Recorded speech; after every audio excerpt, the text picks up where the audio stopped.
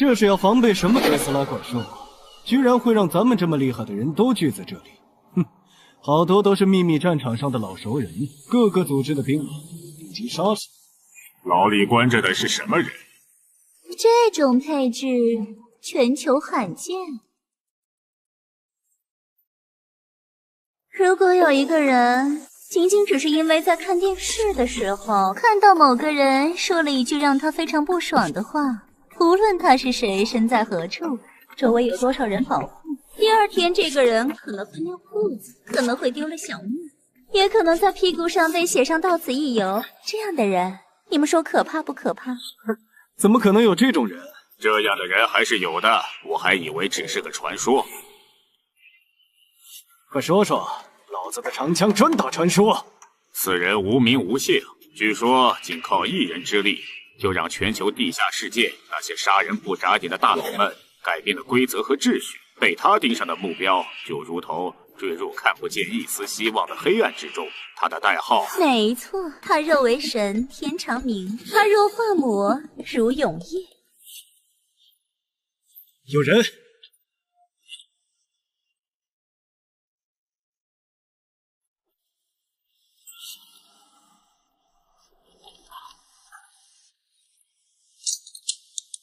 是目标吗？谁会没事来这里呢？哟，美女，咱们打个赌怎么样？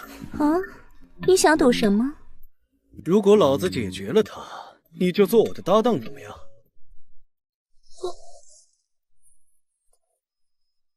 若是你输了呢？若是我输了，那我就做你的搭档。成交，帅小伙儿。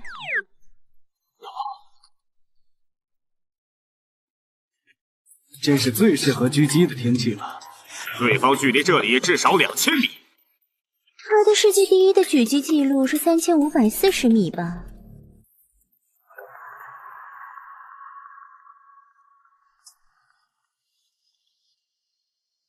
这一枪可真够贵啊！什么？怎么可能？他从哪里来的？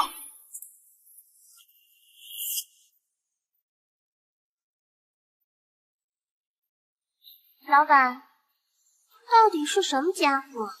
就凭这点东西，就敢跟我们叫板？丫是老了吧？随随便便就被抓走了。我就说他最近胸肌下垂了。当面问他，就知道了。我来，让你尝尝老子调出来的云爆弹。为什么要招惹丫？老大可是超级护短的人呢。大家快干掉他！晚了。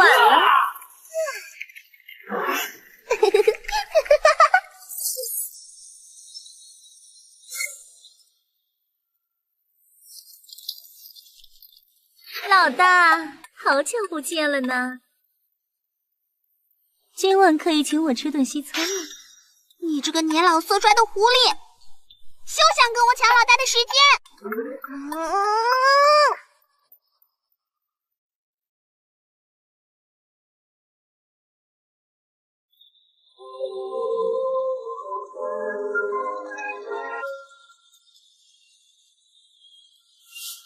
欢迎，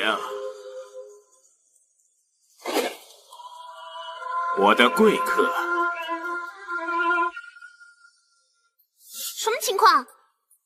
又是一个疯子。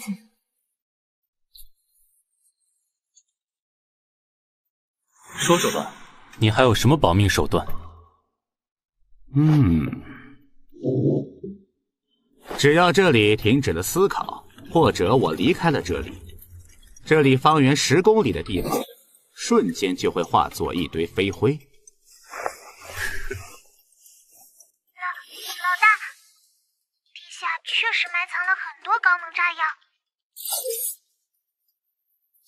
所有触发链接已经都切断了。不愧是我看中的人。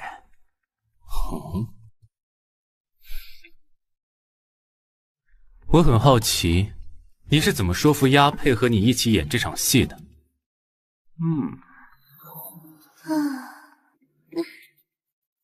什么？3局之内，给我一个不杀你的理由。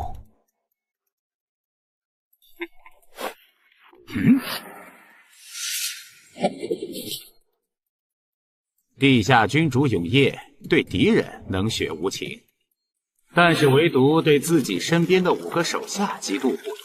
若是不这么做，要找到你，恐怕得费不少力气。第1局，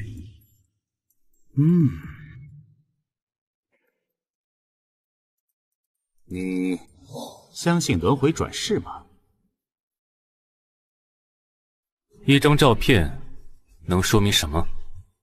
如果我说这是一张来自2000年以后的东西，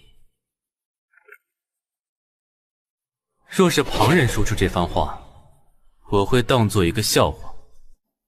3句已过，看样子你是有兴趣往下听了。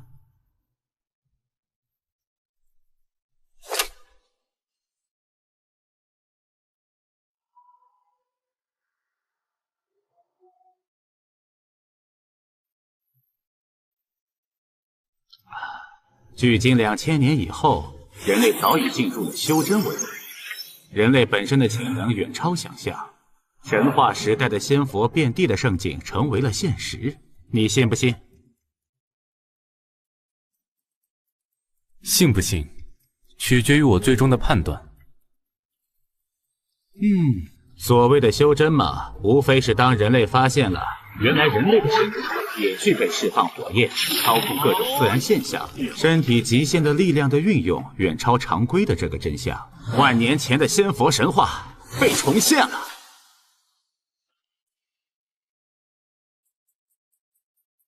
然而，人性始终没有改变。获得了仙佛之力的人们只顾着战斗、争夺权力，完全遗忘了对于人类向更高层次进化的探索。但是，仍旧有极少数人从未停止追寻人类终极进化的意识。永生河道这2个让人痴迷的终极奥秘，有一个痴迷此道的人开发出很多新奇的奇门法术，有2个特别的法术让他找到了希望。其一便是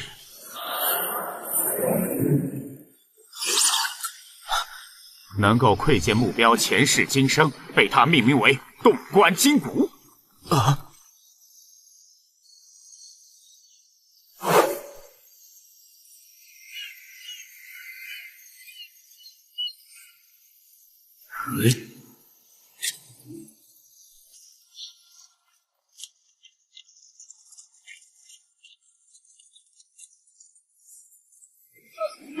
雨来了！雨来了！谢谢神人降雨！谢谢神人降雨！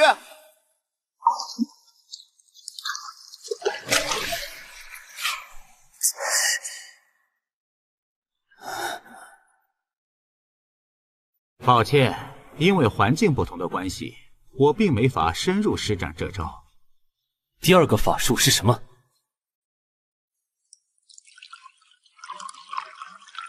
你终于感兴趣了呢。其2便是能跨越时空，和自己的前世们建立联系的隔世明，帮助他寻找着能够动摇天下之才的身处各个时代的豪杰们，说服他们前往那个世界，一起倾覆天下。怎么样，愿意去吗？若是真的能够实现你所说的转生到2000年以后，作为那个世界的你的转世来说，就像是突然觉醒了前世的一切，之后2个独立的人格争夺同一个身体，然后强者胜，弱者亡。没错。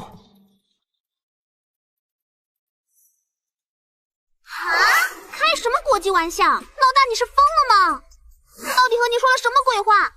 你居然要和这家伙去2000年后找一个死了10几年的人！一墨的，老娘就知道你一直想要给姐姐报仇，一直想要老大的命。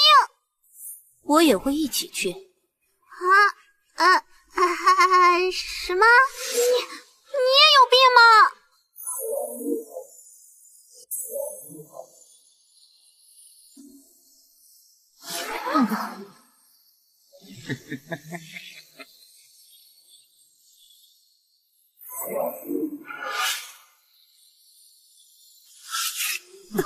这便是通向未来的隔世之门，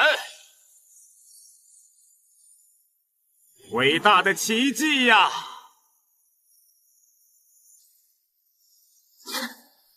老大，你要丢下我们吗？他已经为你们办好了全新的身份，从此以后，你们可以重新回归地上的世界，过普通人的生活。够了，我也去。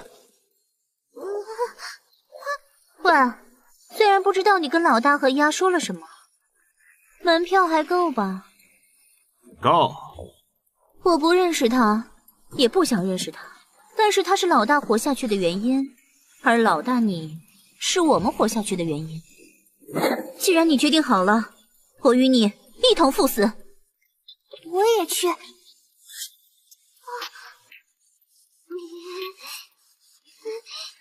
算了算了，不管了，饶了我！你们就是瞎子，就算是去地狱，也得让我大闹一场。喂，大屁股，你呢？我留下。若是真有未来，会需要一个人留下的。我是狙击手，与你们这些只想着依靠老大的废物不一样。我比你们坚强，能忍，而且2000年以后见。真能到2000年以后，恐怕你也变成一堆白骨了。头装老吧。他不是说再过几年，世界就会迎来起点吗？我会尽一切办法活下去的。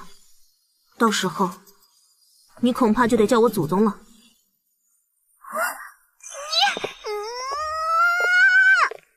可以走了吗？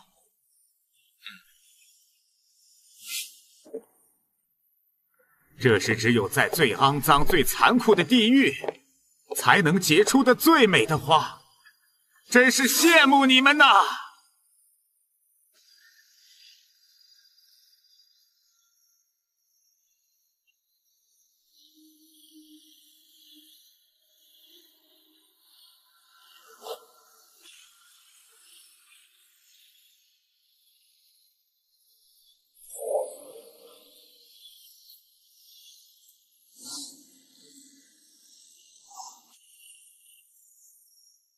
！2000年以后见。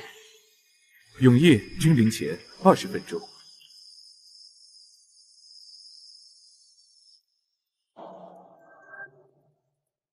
仙武呼法，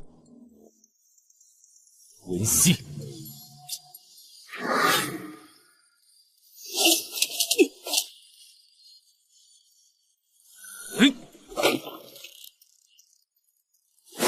仙武斗技。阳，双，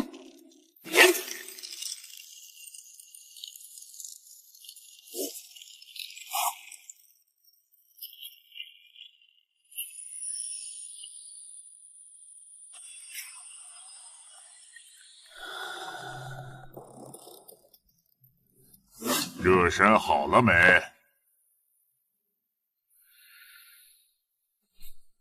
这场打完，钱就够了吧？当然，还有多的。你会遵守承诺，放人的吧？哈哈哈哈哈！一手交钱，一手交人，我奎爷若是没有这点信用，还怎么在中都斗馆界混？哈哈哈哈哈！打完就带我去接人。如果你胜了，要不要做我馆的斗训师？别做梦了，我才不会当狗。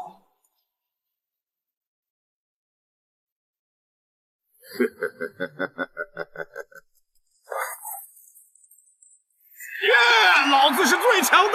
斗士云山轻松获胜，为他的战绩再添一笔胜利。这下他的排名又上升了，大家欢呼起来吧！接下来是下一场比赛。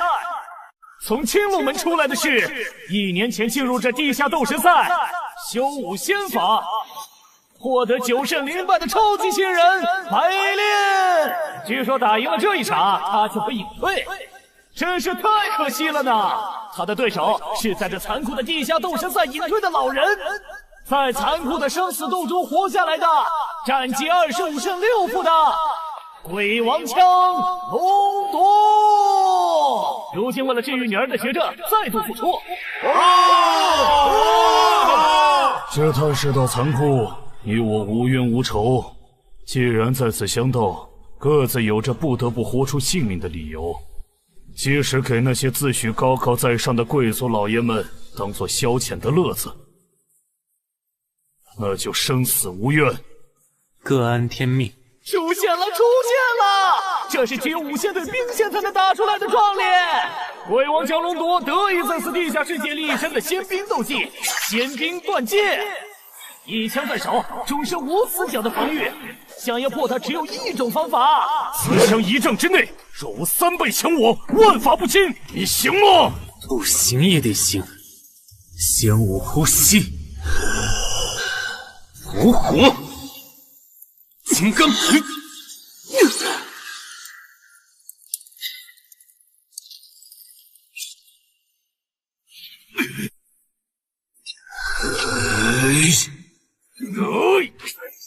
一枪护山，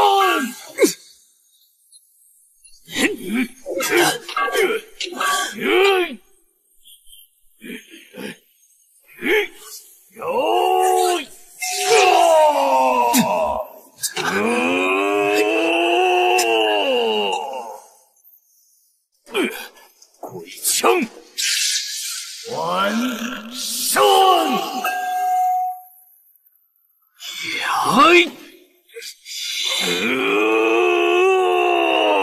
僵持，出现僵持了。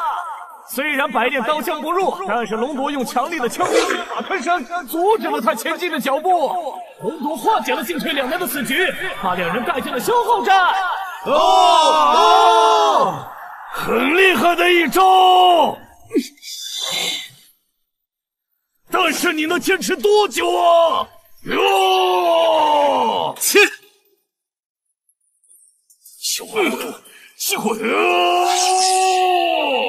天影，龙夺！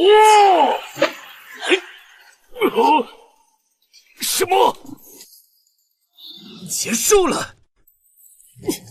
仙武斗技，双。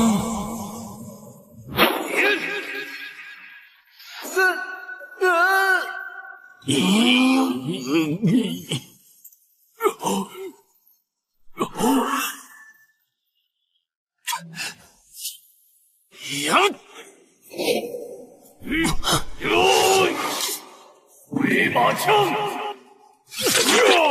我这是怎么身体里面合成的？树，是他。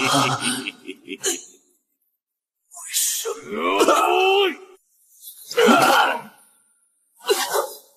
么？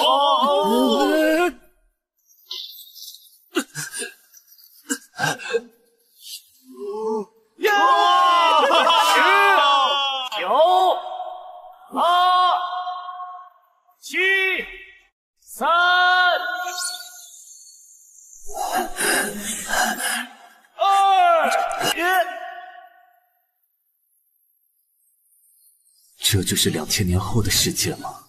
一过来就感受到了熟悉的味道。就算是来世的我，也仍旧身处这个世界最黑暗的地方，这算是宿命。接下来就交给我吧。2000年后的我。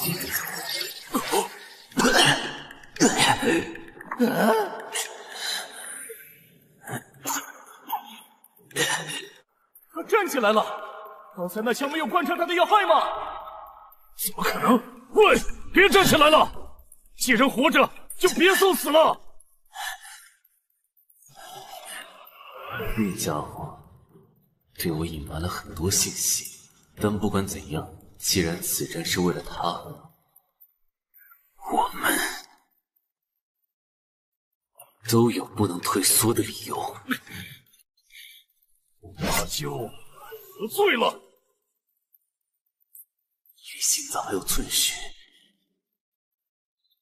之前的阻挡挡避开了要害，肺部有一些出血，全身肌肉出现撕裂，以及这传遍全身的麻痹感，是重延时性的神经性药物。这副身体无法再进行持久战了，下一击要决出胜负。五仙法和我在那个时代锻炼出来的暗杀之极致的身体操练法，能够完美结合起来吗？血骨吐纳，气血在肝脏处浓浓的凝聚，首先压制体内残毒，强化肝脏的解毒功能，大量释放能够中和体内残毒的蛋白。烈药。现在百炼的状况很不妙啊，他还有什么反败为胜的计策吗？看这样，龙卓并没有趁机攻上去，是身为高手的自尊吗？大血之血。哇，这就是！看来他准备下一击就取他性命。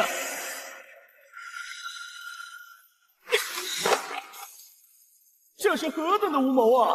他是打算破罐子破摔吗？龙夺这个造型可是……百炼，你是值得尊重的对手，我记住你的勇武和执着了。但是为了女儿，我可以承受一切罪孽。一旦你走进我的攻击范围，至少让你能够毫无痛苦的离开，就用这我只能施展一次的绝招——成绝影。不行，女儿，接营。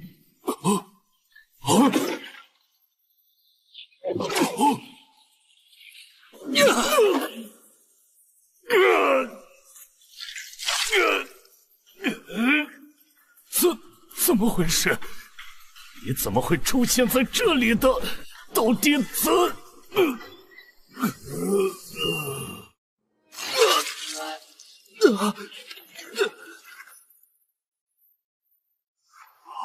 刚才发生了什么？怎么可能？你看清楚了吗？没有啊，好像被刺穿了，但是下一瞬间就突然出现在他面前，把他打倒了。刚才发生了什么？因为速度太快了，乃至于我也有点懵。让大家看一下慢动作回放吧，3倍速。好像还是看不清楚，那就6倍速。有了！虽然速度很快，但是中间能看到什么东西。10倍速，大家再看一次。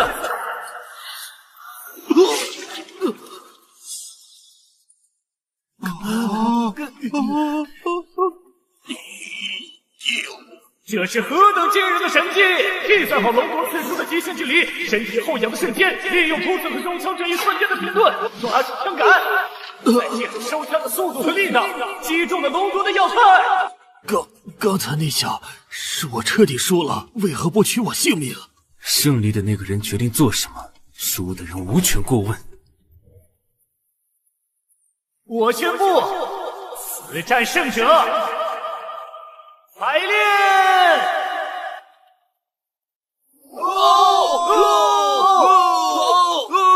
可恶啊！居然害老子输钱，废掉他！绝不能把他给他。没问题，老板。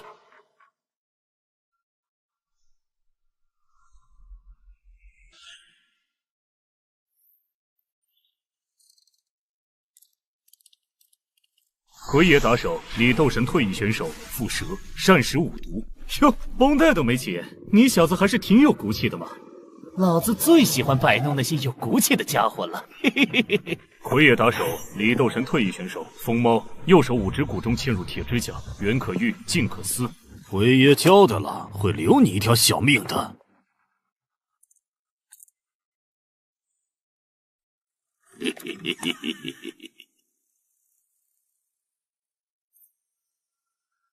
就凭你们两个，我一夕之间就能解决，一起上吧。侥幸干掉那个老东西，就飘到这种地步了吗？老子特别开恩，让你尝尝我新调制出来的猛毒，让你体验一下看着自己从外到里慢慢融化的恐惧吧。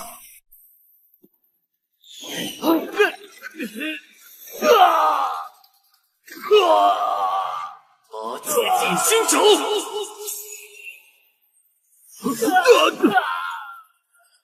怎么会？先以气功，行一反复。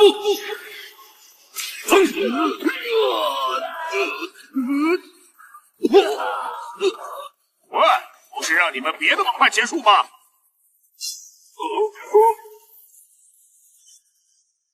喂，你们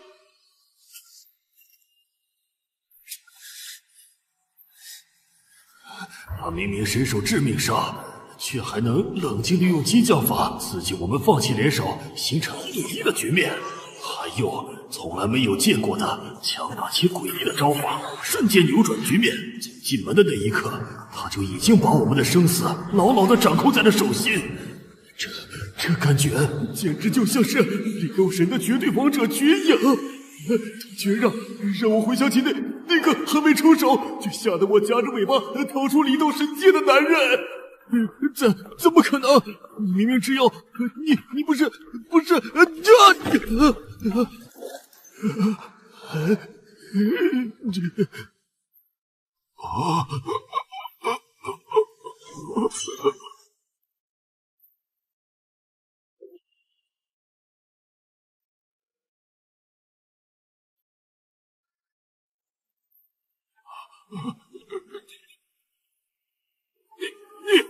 你想干什么？你违背约定在先，想要置我于死地，或取你性命，也是公平合理。杀了我，他也得死！老子已经给他下了斗神印。斗神印，这个时代推动了全国性斗神大赛背后的最高权力者八柱国民，为了防止斗神叛乱，开发出来的斗神封印，刻印在每一个斗罗的身上，所有斗神的生死全在他们的掌握之中。既然不敢动手，那就乖乖给老子战！是。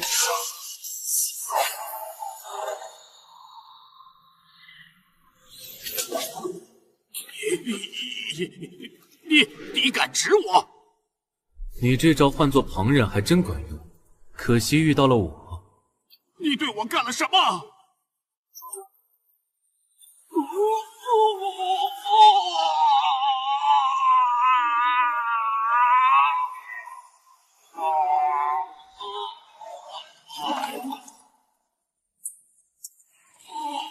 只要你忍不住求我送你去死的办法，还有不少，你都想试试？不想。很好，那么跟我说说，你出尔反尔的寻过去。他有着成为顶级斗神的资质，有个大人物出了高价。哦，既然这样，为什么不直接干掉我，还要留我一命？这是因为表斗神界是面向公众开放的大赛，需要的是精彩刺激，斗神印只能避免他们叛乱。但是在不断的死斗中，许多斗奴们精神崩溃、自残、暴走的事件屡禁不止。为了让这些斗奴们能够尽力战斗，且防止他们神魂崩溃，而创造的秘密规则将他们最珍视的东西控制在手中，从而胁迫他们为了守护最珍视的人而去拼命的战斗，来取悦这个世界的观众，真是邪恶而有效的手段。而且，包括我的到来，似乎也是一张早就织好的大网中的其中一环，真是太有趣了。饶命啊！饶命啊！你要钱要女奴，我什么都给你，什么都给你。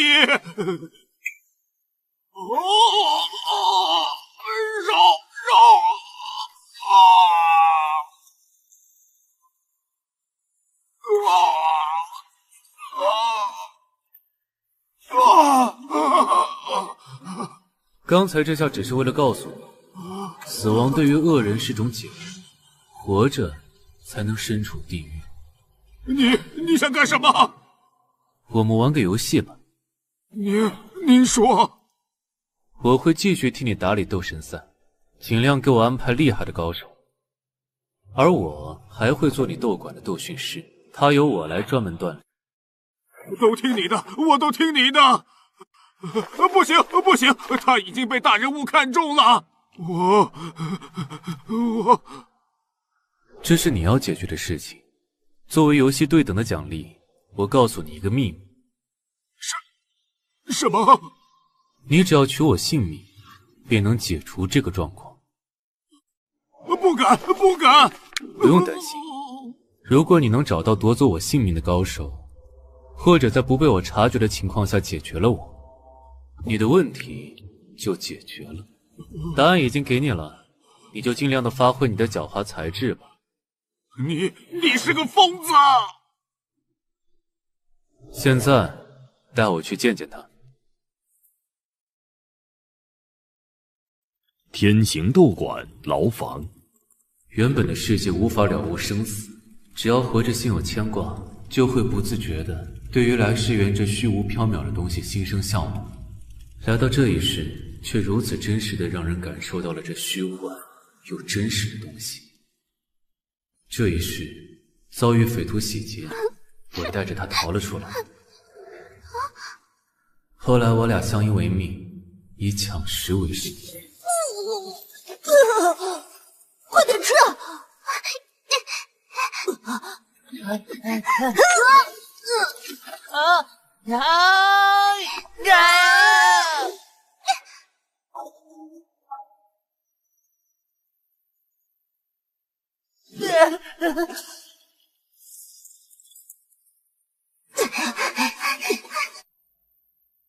我俩联手，在和底层帮派的斗争中赢不输，以打劫恶商贪官为营生，被人称为幽灵双煞。钱都给你们了，好汉饶命啊！这些年你倒卖了多少女孩，给那些贵族老爷们当女奴，心里没数吗？还想拿钱买平安？不敢了，不敢了。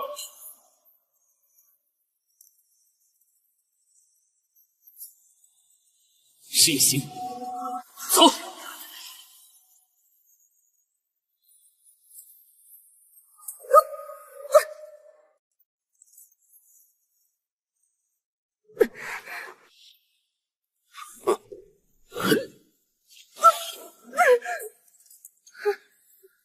放开！你干什么？你脱身了，才有机会救我。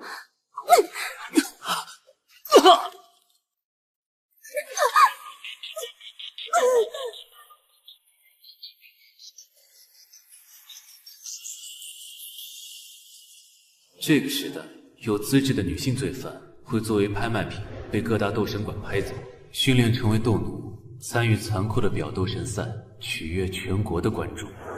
而这一世的我得知此消息，便找上门去，与他做了一个交易。我是个商人，做的就是买卖。你若是想要人，就得给个合理的价格。去参加礼斗神赛吧，那是一笔天价，只有参加礼斗神赛，才有可能赚到。礼斗神赛，一个比表斗神赛更加残酷、死亡率更高的地下比赛，是用以测试新的功法、新法术的修罗地狱。行。这是各斗馆的惯例，请见谅。这里是你的地方，可不要失了你馆主的气势。是。斗奴0385号试图伤害馆内都师，鞭刑10下。魁爷，您来视察了。他们是斗馆的财富，莫要过分。是。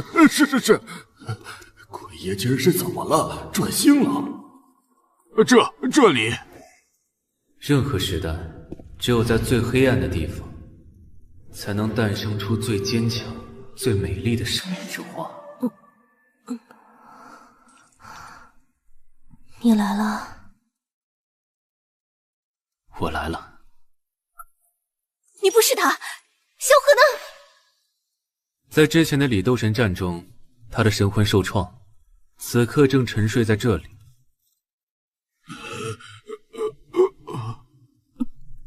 他能醒过来吗？能。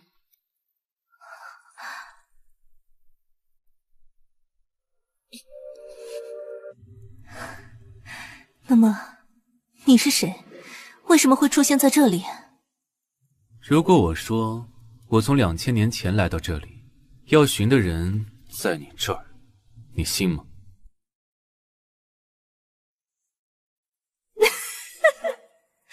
傻子才会用这么低级的谎话来骗人。我信。这么轻易就相信我了？这可是女人才有的感觉。这么轻易相信人，可是很容易没命的。我一般不轻易相信一个人。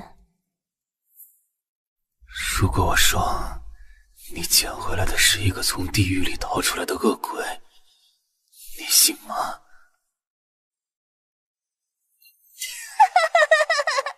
我信。啊，这么轻易的就相信一个陌生人吗？因为女人的感觉啊。这么轻易信一个陌生人，可是很容易没命的。能让我信的人不多呢，但是我却信了你呢。转世之事，确实有些玄之又玄呢。是什么事，让你不惜来到这里找他？这是一个很长却又很短的故事。喂，要讲故事，那就先放我下来啊！合适的时候，你自然会知道。还是先说说你的事。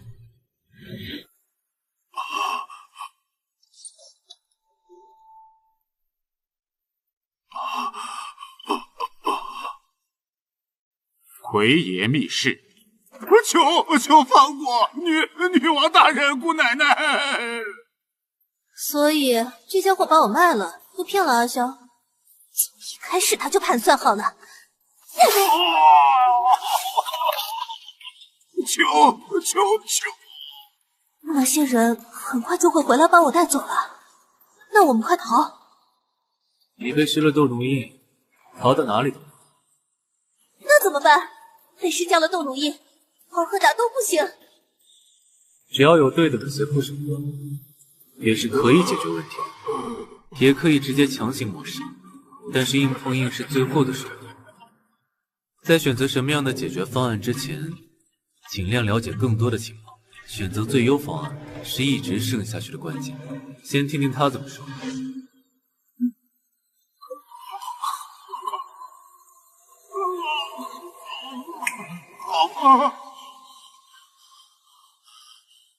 这招还真好用，这是什么法术来着？这不是法术，是2000年的暗杀法，神杀。说正式版，若是斗神馆之间遇到这种违约的事情，有没有可以解决的方案？本来只要赔付本金加违约金，也是可以解决的。喂，你把我卖了多少？这个数2000领金，这么多？是20万。20万！凭什么限制了我的想象力？你们这些奸商，钱呢？那是卖我的钱，给我！我这辈子都没见过那么多钱，吃几辈子都吃不完。对不起，最近管理缺钱，所以我把钱都压在里头神赛里赌百年大业的时候输光了。想现在就打死他，可以吗？让他先说完。上级斗馆对于接受这么高的价格，就是认同姑奶奶的斗神资质，这价格可是卖出了种子选手的价格。那么果然还是只有操控或者处理掉他们的馆主这种方案了吗？这么淡定的说出这样的话，对方可是上级斗馆，这个人是疯了吗？其实还有一种方法，以无指征。以无指征，这是斗馆界的地下规矩。一般都在于平级斗馆之间私下解决利益纠纷的规矩。双方会派出自己的理斗师或者物色来的守馆强人来决斗，胜者决定一切。但是上下级之间因为资源的差距，很难找到同等级的斗师，所以很好，简单又直接的办法，你去安排吧，由我来出战。你要去哪里？先去见一个人，再去找一个人。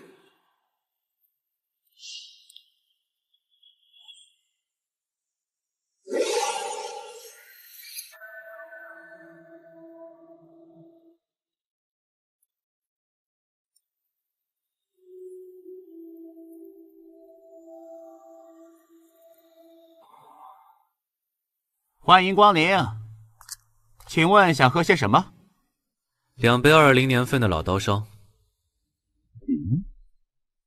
老刀烧没有，茅台行不行？这种尴尬的对话，每次都说不习惯。啊！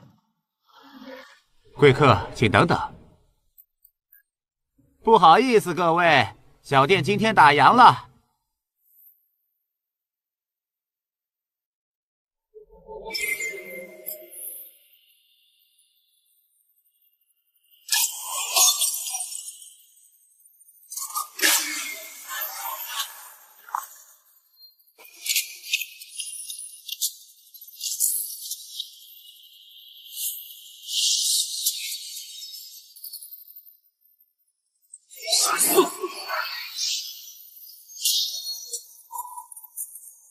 这个欢迎仪式还真是热闹。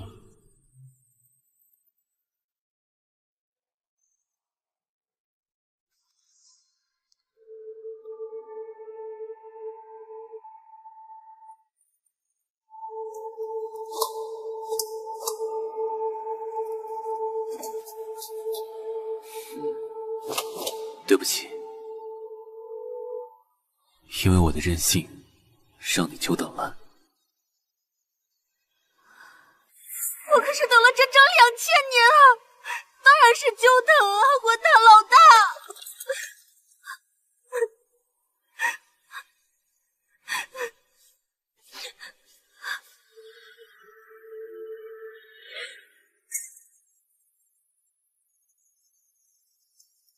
和我说说吧，这2000年都发生了些什么？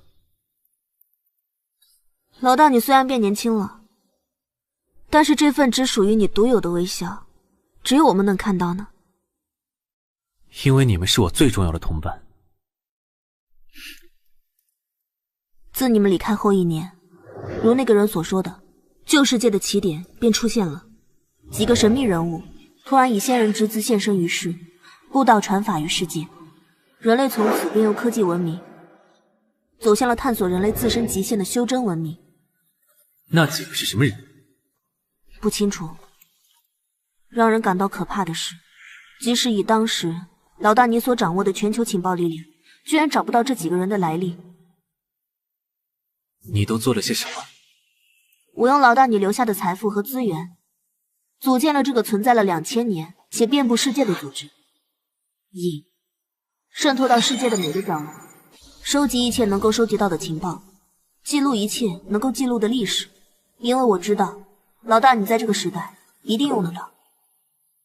然后，为了不让自己和老大见面的时候变成一个小老太婆，我开发了一套活体冷冻复活设备，结合我学习来的归西法，每隔100年我会重新出来几个月，了解当时的各项情报，处理引得重大事务，便再次沉睡。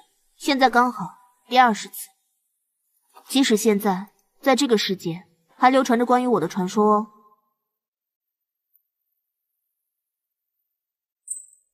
有那个人的线索吗？有，但是也只是通过海量的情报结合排他法推导出的结论。他的保密工作做得非常的完美，到目前为止也只是能够推定出谁是他，却不知道他是谁。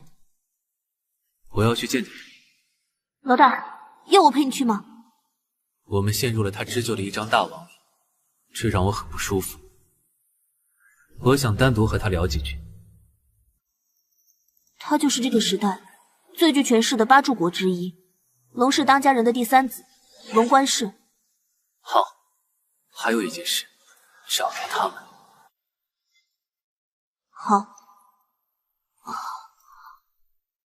老大，我给你做安排。龙家守卫森严，而且高手无数，千夫进龙家。老大，我给你做安排。龙家守卫森严，而且高手无数，千夫进龙家。不用，只要知道他在哪里，我一出现，他就会见我。老大，你想闯进去？你才刚到这里，还没熟悉修真者之间的战斗，怎么能这么贸然的？放心吧，我可不会那么无谋，他是不会让我死在这种地方。这个时候，而我为了尽快的适应这个时代，任何一次让我尽快锻炼的实战都不能错过。我可是从无间地狱里爬出来的人啊！我是谁？给我们带来光明，给世界带来绝望的男人，永夜。天都八阵，天都八阵乃是追随皇帝创建帝国的8大豪族，分布天都8位，亦为镇国8柱。龙氏一族居正位。若欲求胜，首重4支：知天、知地、知己、知彼。根据这一世的记忆，主流的修真法术分为4大门，着重开发生命的体系，潜雷驱火之类的武器，还有可御气随心的剑术，以及着重神明灵性的神修，各有所长。我所修的便是体修一途，实力加深，手可坚刚不坏，将肉体潜能开发至极限的范围，威力强大，更有体修所衍生的斗技双连，但是会大幅消耗体力和能量。站住！你是何人？此处乃8柱国龙氏一族封地，若要进入，出示行令。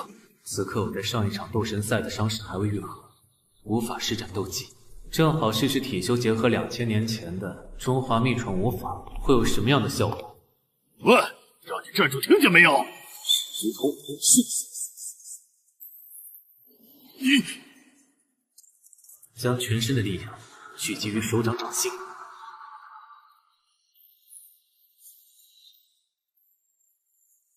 其味犹如震天雷霆，随我掌心雷。无形符法，无杀藏。五行法门，面对体修，先保持距离固守自己，同时限制对手的行动，非常专业的应对手段。无愧是8柱国，只是守卫后的选择。8级阵脚，来源通臂。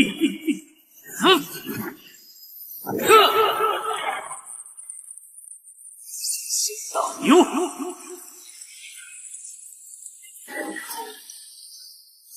你这是什么法术？为什么从未见？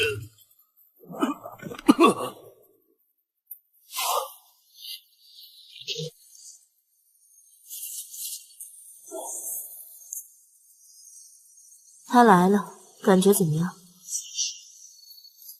还是那么可怕，在不断的快速的变强，把华夏经过1000年洗练的古暗杀法，结合仙武体修的境界结合起来，变得越来越熟练，越来越丰富多彩。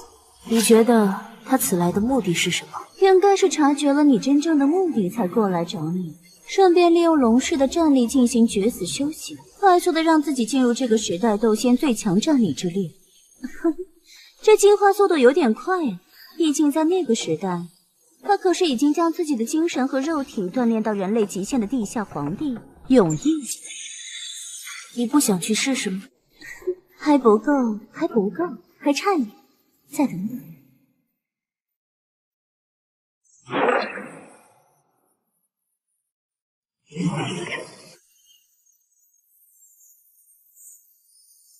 来结界，他身上有伤，我来消耗他。雷法，万敌化龙。失速。此刻我们的速度已经超出肉眼可以捕捉的范围，只有用吸引可以捕捉到对手的身形。但是这样还不够。如果只能僵持，有伤在身，必输无疑。但是将神速结合暗杀术的亲身身法，就神速加亲身术，化血无痕步伐。行。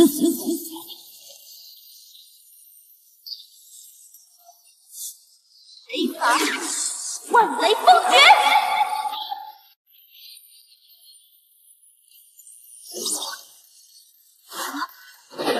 人呢？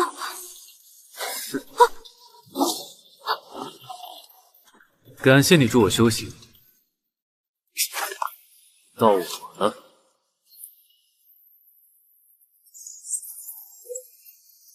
金刚，这只是打个招呼。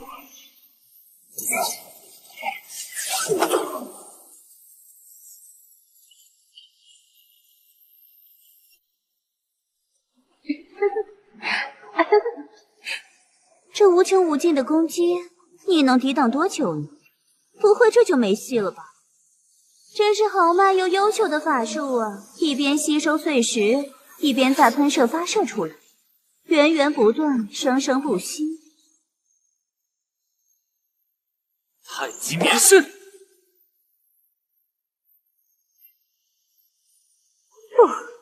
他想干什么呢？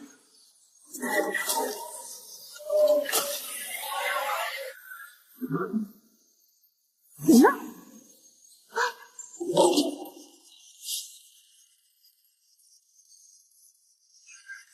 我认输。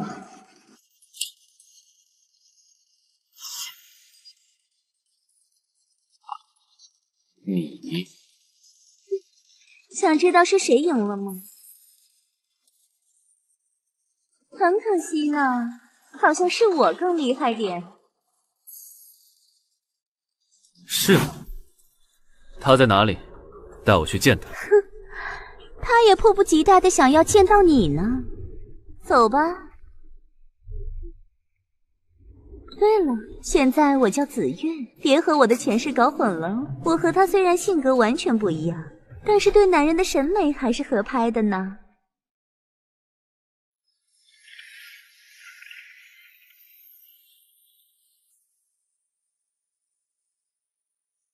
原来你有伤在身，所以你一直带伤战斗。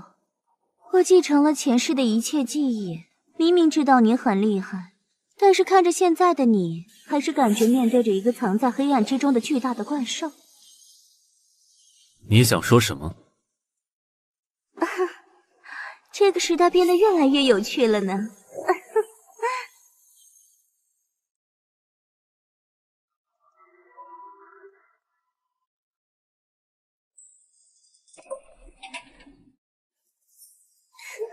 请进。和他打完，感觉怎么样？亲身感受的可怕。您挑人的眼光真准。很惊讶吗？再次出现在你面前的我，超出了你的想象。确实超出了我所能预想的所有想象。那就换个方式交流吧，毕竟我们也不是很喜欢这幅图景呢。我们。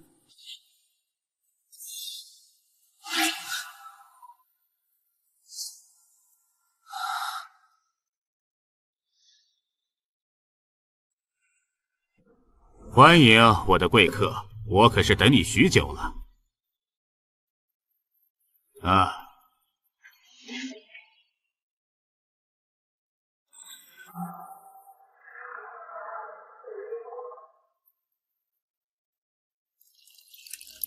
这样是不是就有一种熟悉的感觉了？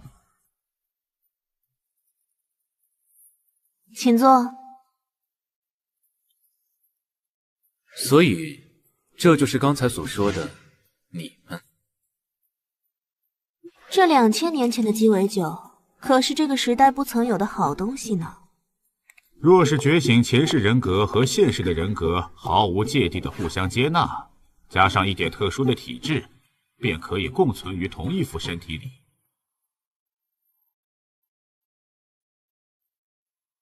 给我一杯血腥玛丽，谢谢。喂喂，我很好奇，你明明身受重伤，怎么还敢以这么正大光明的方式闯到这里来挑衅的？我这个人最讨厌的就是未知，这会让我很不舒服，所以我要知道答案。你们费了那么多心思，让我来到这个时代的答案。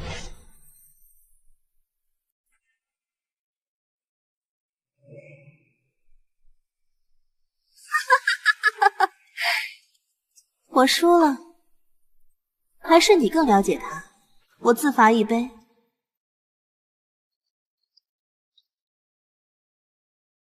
我告诉过他，最好主动去找你说明一切，不然你就会自己找上门来。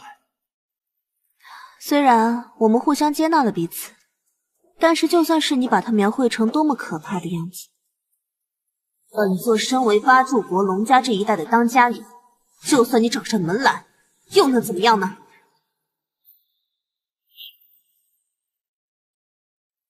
神境一掌乾坤，你不过是本座选中的工具人而已。八柱国是什么意思？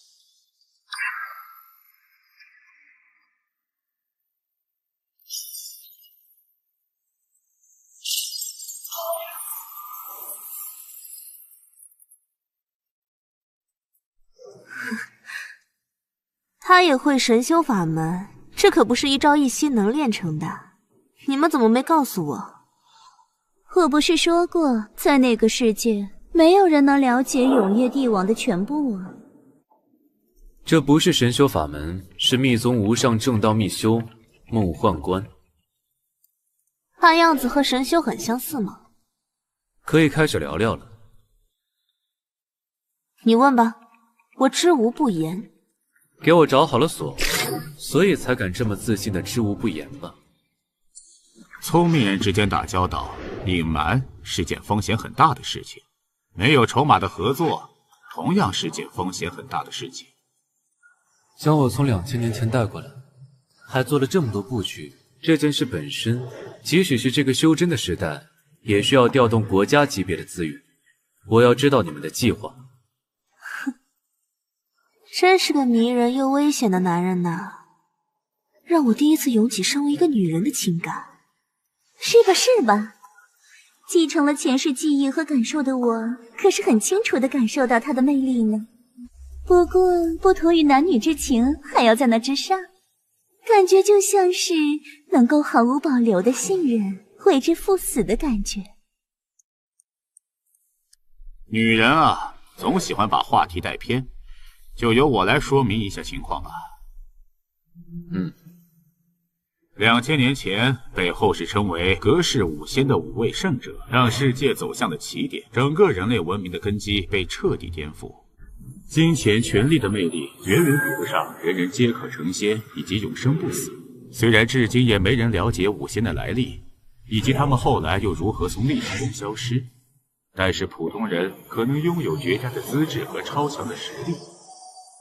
过去的权力系统被颠覆，随之而来的是500年的黑暗时代，礼乐崩坏，信义无存，纷争不断，直至在500年后出现了一个超绝人物李云，使得世界暂时得到了稳定。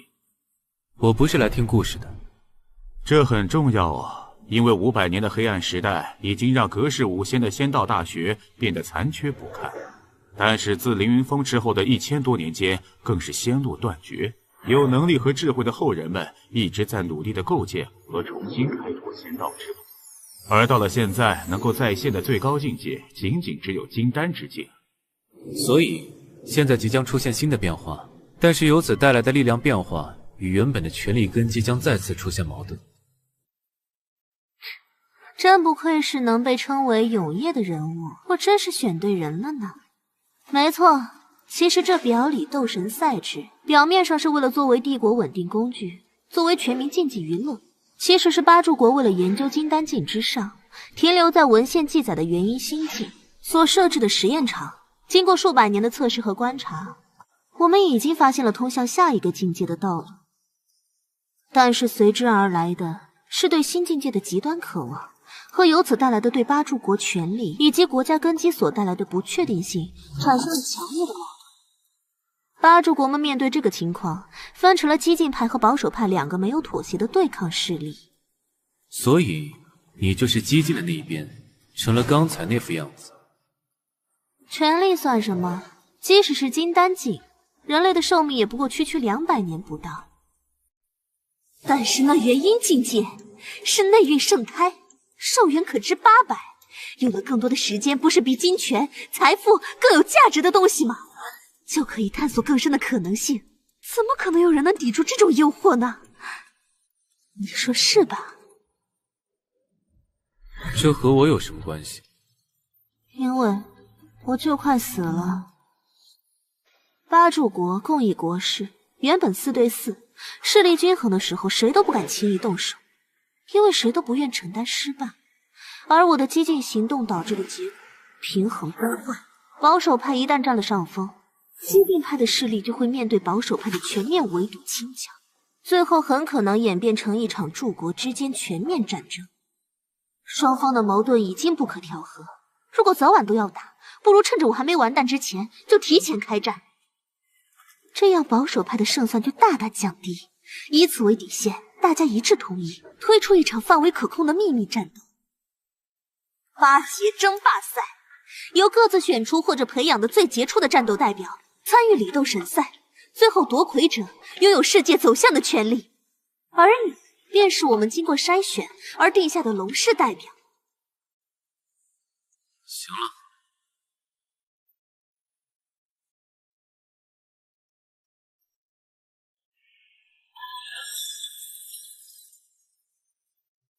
我最不喜欢的就是被人裹挟，你最好趁着锁链还在时达成你的目的，否则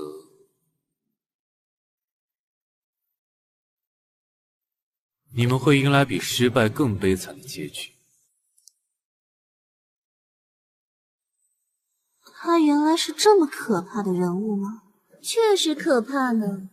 这里告诉我，最好相信他的话，除非我们确信自己1000%能赢他。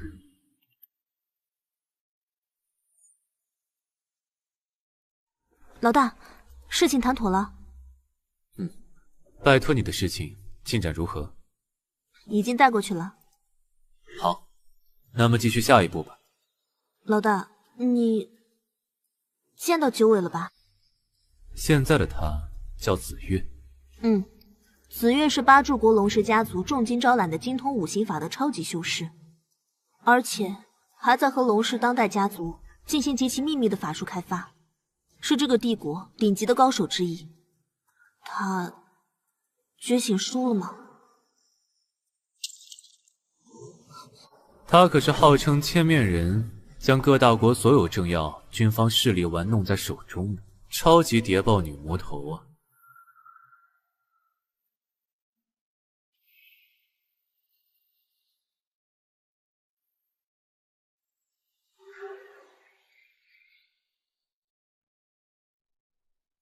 他们居然能请动你出手吗？太大材小用了吧！我很好奇，他们给我看了什么价码？我欠了某人的唯一的人情。这么贵的价码，他们还真是舍得用在我身上呢。我是不是该感到荣幸？那么，你准备好了吗？等等，再等一会儿，再让我确认一次。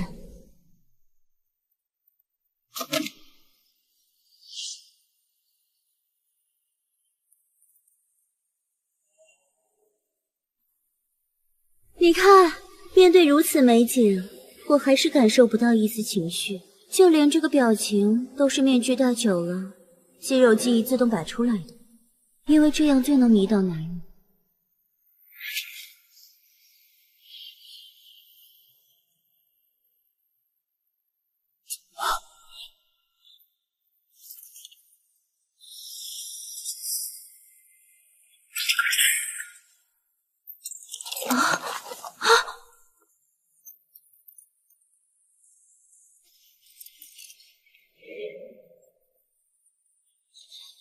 你干什么？我不是都去死了吗？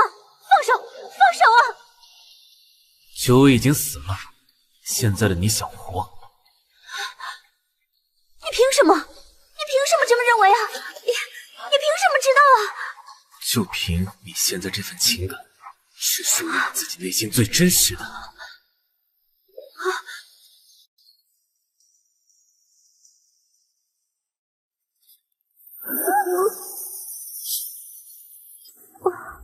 我已经无处可去了。既然你救了我，可得对我负起责任啊。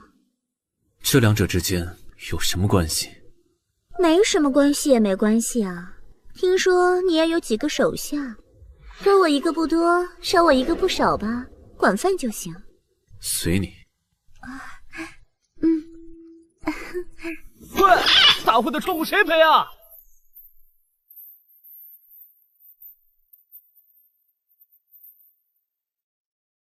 他会回来的。走吧，去见见那个人。好。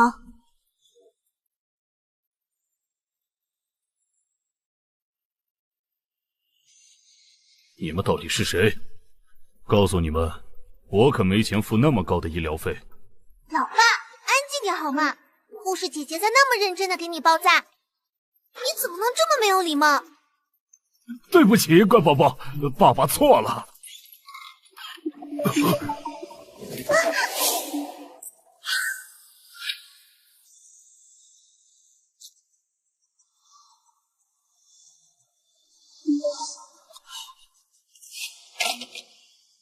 这些都是你安排的，为什么留我一命？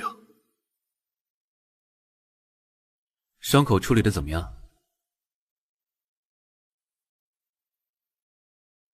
处理完就出去吧。把孩子也带出去玩会儿。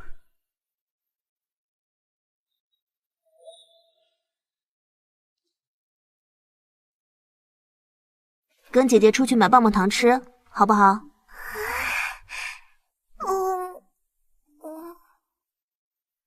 去吧。谢谢姐姐。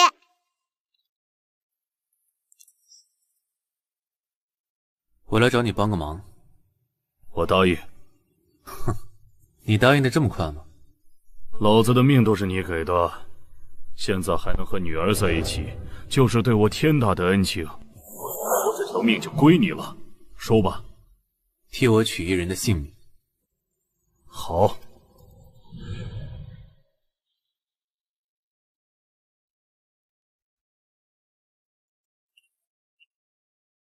这就开始训练了吗？没错。大人，昨日一人大闹八柱国龙氏峡镇的，就是您吧？您这么做会惹上大麻烦啊！八柱国们，包括皇帝所有大人物，绝对都已经盯上您了。咱们这小小的斗馆，会像一只蚂蚁被他们碾碎的。小的已经想好了方案，咱们一起逃出帝都吧。这不是你该关心的事情，也不是你能理解的事情，也不要想着你能偷偷溜走。你联系好的暗区已经被处理掉了。您说是？拼尽全力让你对我还有利用价值，你就能活下去。一定，小的一定为您赴汤蹈火，周到服务。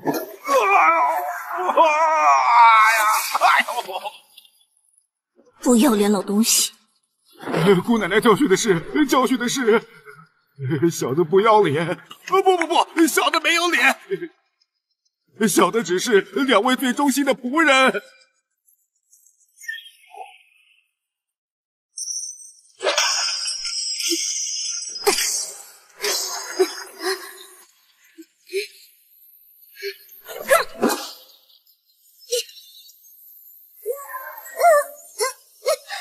清场，都出去！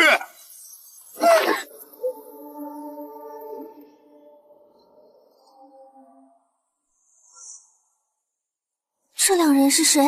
新来的斗奴和斗训师傅吗？不是说奎爷派到一个超级有潜力的新人吗？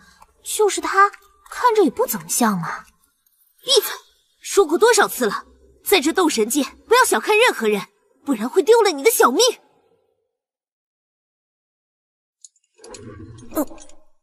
我得修炼多久才能拿得起这个？这是人的身体能够打出来的吗？这不是今天的主题。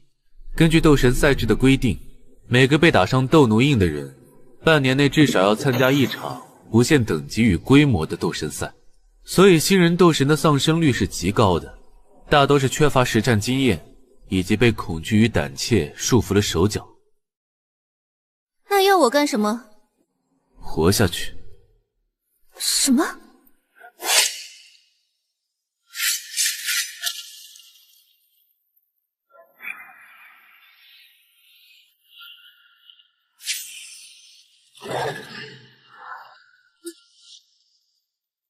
他不会使用仙法，只会使用枪术。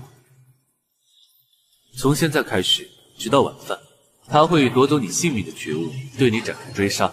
不要抱有一丝一毫的侥幸，用尽你的一切活下去。喂，你说说。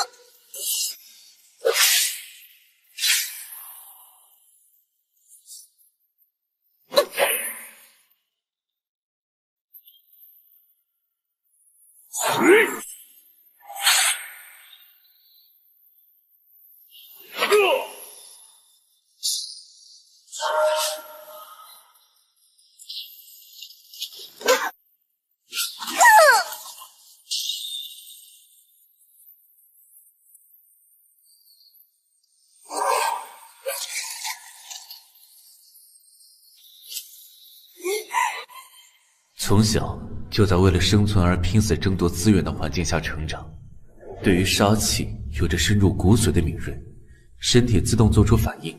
这短短一瞬间的处置反应，快速的让自己进入死斗状态，既不莽撞也不胆怯，而是第一时间跳出对手的攻击范围，集中精力观察对手，面对杀招并没有恐惧，而是瞬间直觉式的做出应对。这种野性的直觉犹如一只野豹，这样的良才美誉让人不自觉的想要将它打造成天下无双的样子。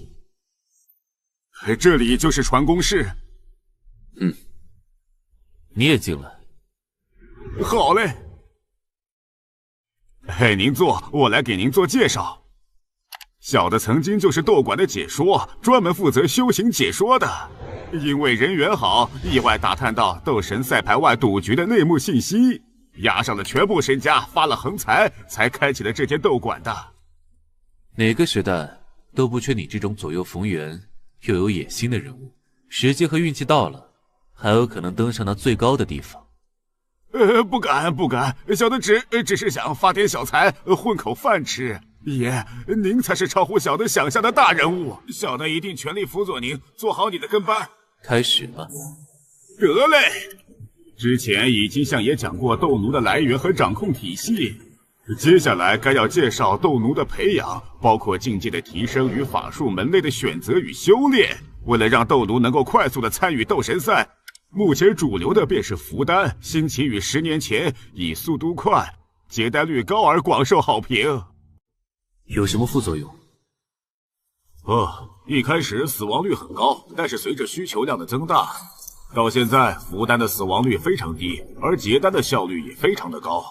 还有一些黑市里流出来的未经官方授权的特别丹药，风险大，但是有时候能够让斗奴结出高等级的金丹，价格也炒成了天价。还有提升金丹境界的丹药，也都是向各个斗馆供应，明码标价，但是由于价格递增，所以一般只用在各个斗馆的潜力选手或者种子选手上。看来八柱国们已经掌握了量产金丹境的制丹方法，风险低，效果好，强者之间的差距被拉近。那些拥有权势、立于顶端的最强者，对于更高境界产生了极度渴求，形成了激进派，也是人之常情。再往下便是法术的修行，由于每个人的体质不同，因而会根据结丹后每个人的体质倾向，分别选择真武道、五行法、御剑流、冥神魂4大主流法门，包含了一般性的攻守法门，以及一些修炼难度大、极具杀伤力和观赏价值的斗技的修行法门。斗神赛不仅仅只是厮杀，更像是一种全民性质的竞技娱乐。那些掌握有斗技的斗女，会成为全民偶像，为斗馆带来极大的财富。成为斗馆的摇钱树，就能获得斗馆更多的资料加持，提高自己的存活率。我这一世所修的斗技双连，便是一种杀伤力大、难以防守，但是对身体消耗也很大，被设计出来的，还未向表斗神赛推出的斗技。再往下便是……你先下去，剩下的我自己研究。是。吾修法未以尽小本质，然而要将身体素质强化到极限，需要的是日积月累，以及利用身体的超回复的现象，对身体组织进行不断的破坏和再构来实现。我的炼药法门能够加快这一进程，但是这也还不够。拥有能够立于万人之上的战斗力，还需要开发更有实战威力的新思路。大人，这里没人，您找错地方了。滚开！你还想瞒住本使？那个大闹八柱国龙阵、破坏京都治安的人犯就在里面。这位大人是京畿兵马司的铁面无情的1号捕快叶压，我拦不住他。跟我走一趟吧。龙震并没有追究此事，你又为何抓我？本使乃兵马司，归皇权直属，负责京都治安。龙氏追不追究，与我抓不抓你有何干系？跟我走一趟，把事情交代清楚。我没什么可交代的。拒捕的话，就别怪本使动手了。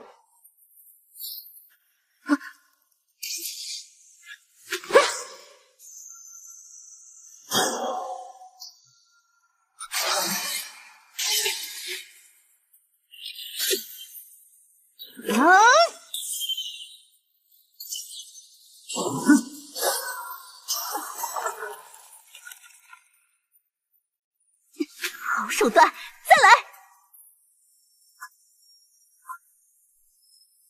躲躲藏藏，别想跑！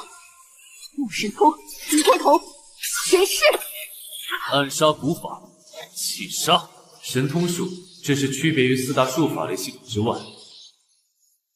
如同抽奖，修行者由于特殊体质或者某种特殊机缘的关系，拥有了特殊能力。阴险的狐狸，本使面前也敢耍花样！阴险的狐狸，把姐姐还给我！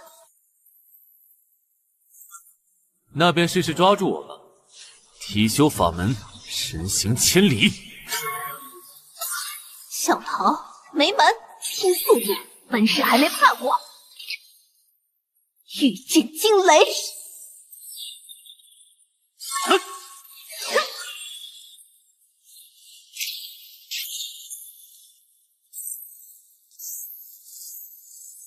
我亲手抓住你的！体修神行法，便是体能因进入金丹之境后，或将气覆盖肌肉，大幅提升肌肉的输出效率而形成的远程奔袭法。身体素质越强，神经反射弧越快，气的覆盖密度越高，速度越快，且奔跑轨迹应变也更灵活。由于空气阻力的关系，越接近音速，消耗的能量越高。而这御剑术是通过剑气附于本剑之上，可悬浮于天地元磁之上。原理近似于我们那个时代的磁悬浮列车，速度很快，耗费的元气的速度很快，但是灵机变轨的速度不如体修神行，临战当中各有优势。光是这样还不够，此刻我伤势已复，内息充盈，状态很好，奔袭速度已经接近音速，切实的能够感受到前方音障的阻力。为一道限制速度的厚重的墙，若是能够突破音障，这神行法的速度便能够更上一层楼。压低重心，调整身形，减少阻力的同时，在前足后蹬地发力的瞬间，以爆炸性的气灌注四头肌、腘绳肌、屈髋肌、腹肌、小腿肌群，形成足以突破壁障的炸力之势。神行千里，进阶法力，真是过处分。这是什么法门？城郊100里之外。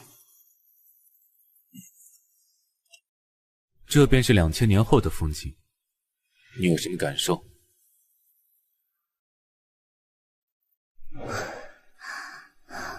孤独且陌生的世界，老大，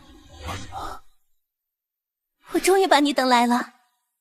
以这种方式来找我，出来见我，这里是个适合谈话的地方。你发暗号的话术还是那么蹩脚。我有什么办法？还不都是你自己造成的？单枪匹马闯龙阵，还安然无恙的出来。你知道你现在被多少双眼睛盯着吗？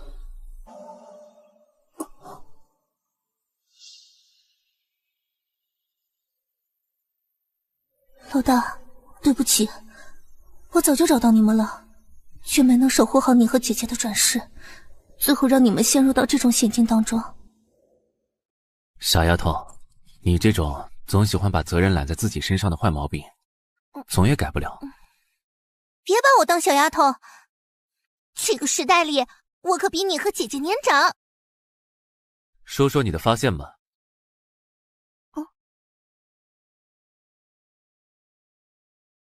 从出生开始，我便抱有了之前一切的记忆。为了找到你们，以及能够有资格和能力站在老大的身边，我从懂事开始便开始重新锻炼自己。我一边训练，一边从各种情报来源中打探和你们有关的消息。后来我考进了兵马司，那里是汇集情报的地方。我是001号学员叶芽。维持治安乃是重中之重。你等皆是通过严苛考验、千挑万选的精英中的精英。果然在那里，我很快便发现了你们的踪影。可是很快我便发现了不对劲。教官，情报科的人请你去一趟，幽灵双煞又犯大案了。他们这次把户部主事的大公子给绑了。教官，让我去试试吧。这两人从黑市获得管控丹药和法术，已是筑基中期，头脑灵敏，我自会处理。你继续训练。是。此后几年的时间，你们不断的犯案，教官虽然都有采取行动，但是官方说法都是你们太过机警和狡猾，总能逃脱抓捕。我多次申请想要以抓捕你们为名和你们有所接触，却始终被各种理由驳回。直到1年前姐姐的转世被抓后，你的转世便加入了里斗神赛。直到最近你和龙驼的比赛，我就知道终于等到你来了。你的观察力进步了很多，换做以前的你可不会想那么多。此战胜者开列。为了不让人怀疑我与你的关系，你知道我是忍耐了多久才找到这个合适的机会才能来接触你吗？让你久等了。能够等到老大，又能够再见到姐姐，多久我都愿意等。老大，那个人处心积虑的控制你和姐姐的目的到底是什么？代表他们参加里斗神赛。据他所说，八柱国正在谋划一场涉及到决定这个国家生死的顶上战争——八节争霸。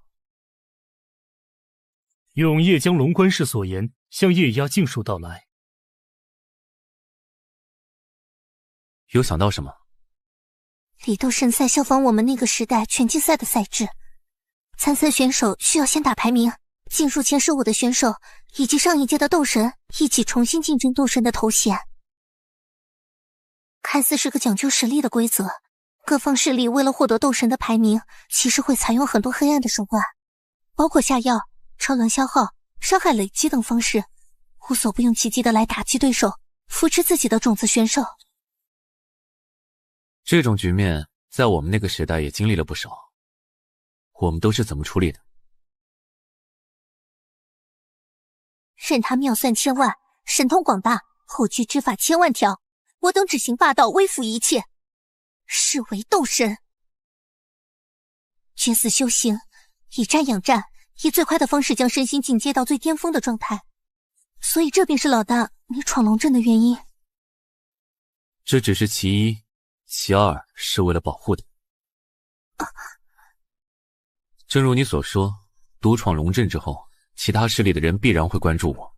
若是我展现出了超出他们预期的价值和战果，那些本质上与我没有敌对关系的人，随时会因为我的需要，转而对我开出更高的价码，而这便又会使得龙氏为了不激怒我，从而不断抬出更高的价码来拉拢我。彼时他们用你姐姐来束缚我的筹码，便会反过来化解，前提是只要老大你一直赢下去。还有，我有事需要你调查。好，我需要这几年的帝都以及周边藩镇的所有犯罪数量和分布图。好的，老大，这事交给我了。时间不早了，擅闯龙镇之人法力高强，我苦追不及，只能先行回禀。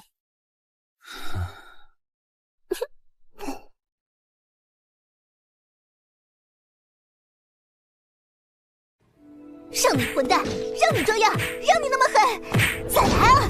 不是要取我性命吗？气势呢？杀气呢？起来，我还能再战500回合！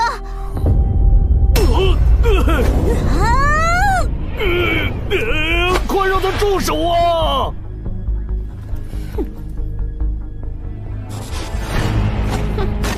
我还以为找来了什么高手，就这？你的表现确实出乎我的意料，看来难度还能提升一下。那就找个更厉害的对手给我吧。对手还是他，不过这次在不杀他的前提下，一招之内把他放倒吧。你这家伙可真会难为人，一会儿让我杀他，一会儿又让我不杀。一招放倒，这太小看我了吧？你能办到吗？不行的话，就我来。不杀还是有点难度的，不过问题不大。那便开始吧，一瞬间就可以结束了。喂，别小看我啊，我也是生死里打滚过来的。那就废话少说，用尽你的全力，做好准备吧。怎么完全变了一个人似的，让人浑身发麻。以金丹中期的境界释放出来的杀气，犹如实质用尽全力之间的差距。退出你的攻击距离，看你怎么一招放倒我。来了！怎么可能？我明明已经跳出他的攻击范围了。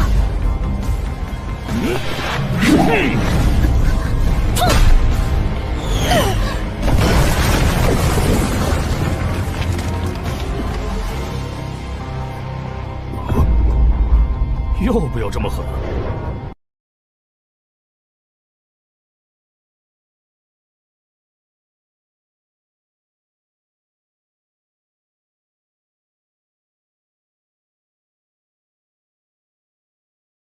爸马上回来陪你。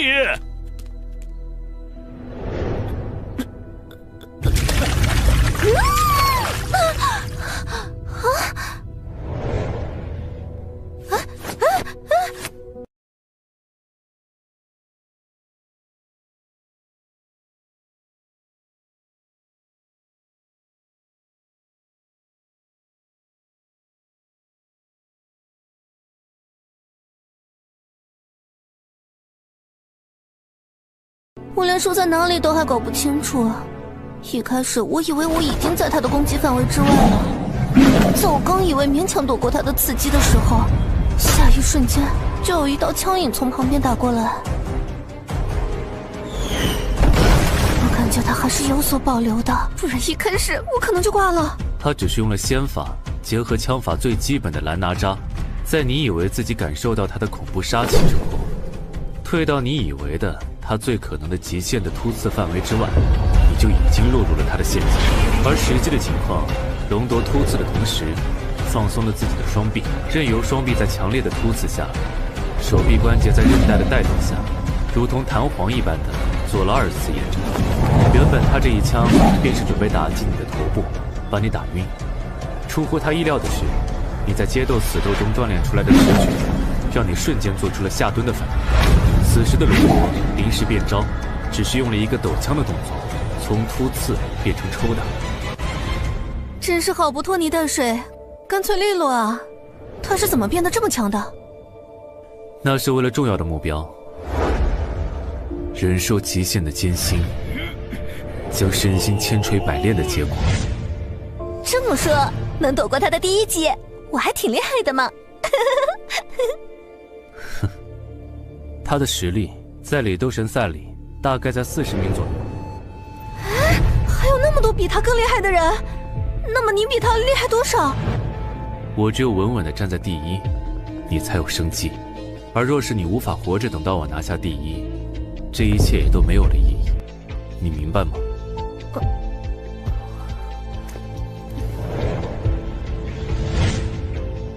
我要怎么做才能变得更强，一直赢下去？我还以为你会消极得更久些呢。开什么玩笑！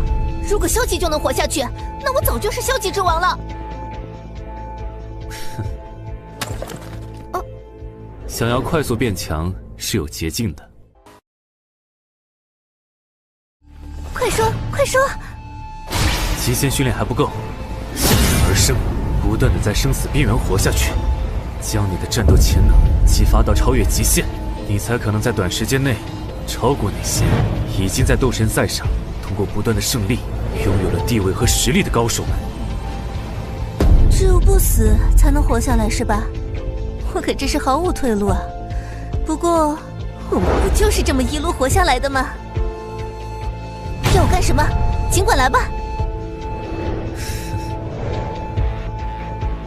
真是两个疯子！老子我经营斗馆10多年，从来没有见过这样的人物，让人忍不住想要看到他们的故事的结尾。两位需要什么，尽管吩咐小的，小的一定全力以赴。的确需要你办事。请说。我要能够助他凝成无垢金丹的丹药。什么？无垢金丹？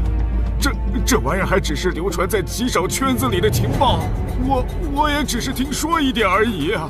您是怎么知道的？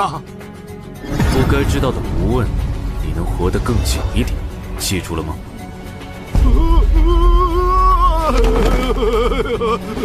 小的明白，小的明白，我这就去打听。无垢金丹是什么？我怎么都没听过。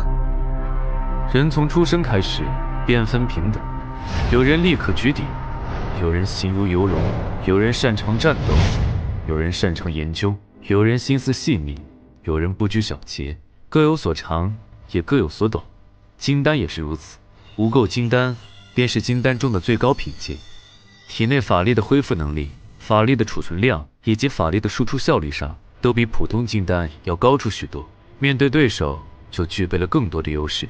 但是凝成无垢金丹的丹药是尚未流通的，只在极小范围内测试的丹药，成功率很低。若是扛不过去，便会丢了小命。若是结不成无垢金丹，斗神赛上一样会泯灭。生死关头，不怕死的那个才能活下去，对吧？直到明天都好好休息吧。在你的第一战到来之前，龙德会一直对你进行比今天还要残酷的对战。你要去哪里？处理你的契约。老师有求于你，这种事情让他们出面处理不是更好吗？若是让他们出手，只是借威，而我此行是为立威。老大，要弄到无垢金丹的秘药，为什么让那个肥头大耳的东西去搞？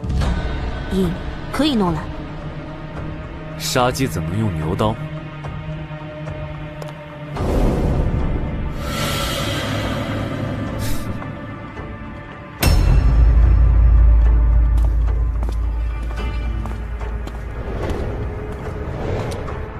有什么事吗？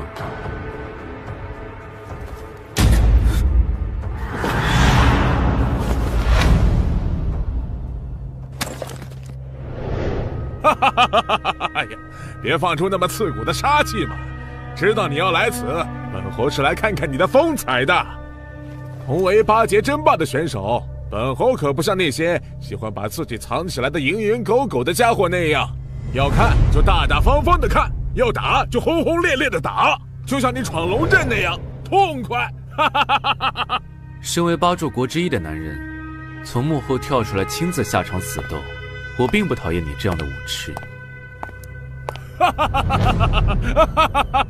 老子这辈子就喜欢打打杀杀，什么霸主国，什么天下，全都不放在眼里，唯独喜欢那些登临极境的对手。所以，老子也对你喜欢的不得了啊！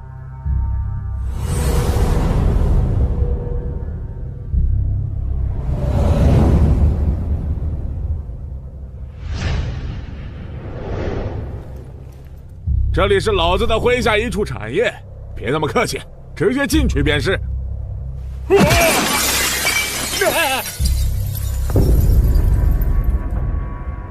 进吧。宇文大人，他怎么来了？他是来视察的吗？那个人是百炼，是那个闯龙阵的百炼。他来干什么？快去通知馆主啊！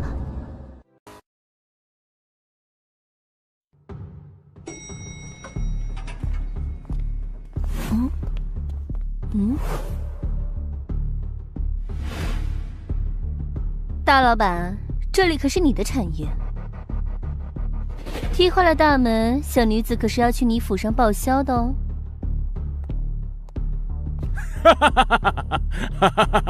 小影，怎么感觉你变美了呀？少奉承你！为了打理你的产业，不知道我有多操心，居然还和踢馆的一起来坏了自家门面，你是不是有病啊？老子就是来看他打架的，你们聊你们的啊！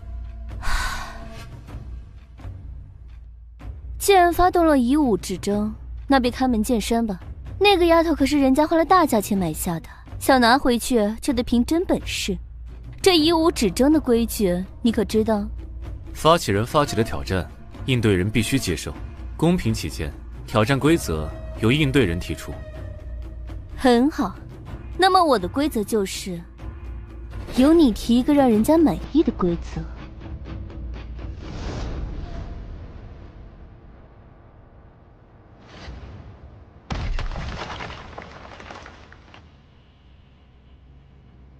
随你派多少人，到你喊停为止。我若出了这脚印，便算输。好气魄！这个世界上能说出这句话的，要么是不知天高地厚的傻子，要么就是登峰造极、自负无敌的大豪杰。月影，你怎么说？你知道你刚才这番话，可是惹恼了多少人呢？去吧。老子来会会你！元奎，李斗神赛排名23，无修法门，开山神力。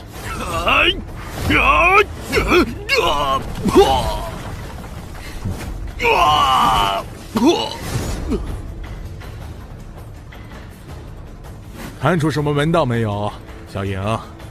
这元奎能够在施展金刚劲的状态下急速冲撞，即使比他厉害的高手也不敢硬接这招。刚才那一瞬间发生了什么？居然连我都没看出个玄机来。他只是简单的抓住个傻大个，顺势将他丢了出去，仅此而已。面对如同一块重型巨石的高速冲撞，若是想抓住并且丢掉，简直就是最愚蠢的做法。错过一丁点时机，不是被撞飞出去，就是被撞断手臂。他这是在展示实力的绝对差距，若非如此，又怎会被那个人选中？真想和他打个痛快！站着不动，任你本事通天，在剑修面前就是个活靶子。试试再下这招吧。断心，李斗神赛排名15，剑修法门。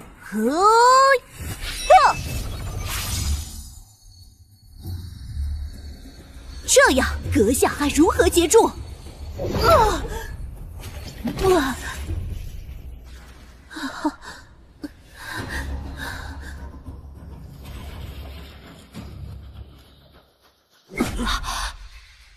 这是劈空掌，还能打得又远又重。声音不对，劈空弹就是通过超高速的击打空气形成的空气弹，炫技大过威力。刚才那下居然连老夫都没看透。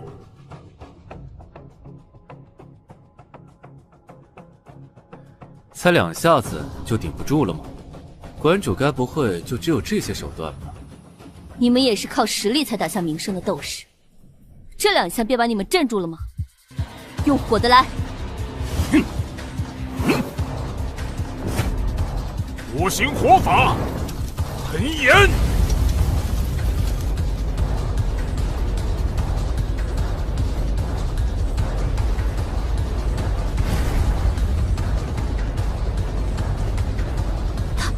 他不是午休吗？这是五行法，威力还这么强。哈哈哈哈！原来如此，真是能不断给老夫惊喜的男人呢，能人所不能。刚才他用的是水法。原来如此，用午休的力量打出一枚细小的水弹，其威力比劈空掌要大上许多。难怪刚才的声音那么重。我也看过他战斗的录像，还只是一个平平无奇的午休，只是和那龙夺战个有来有回。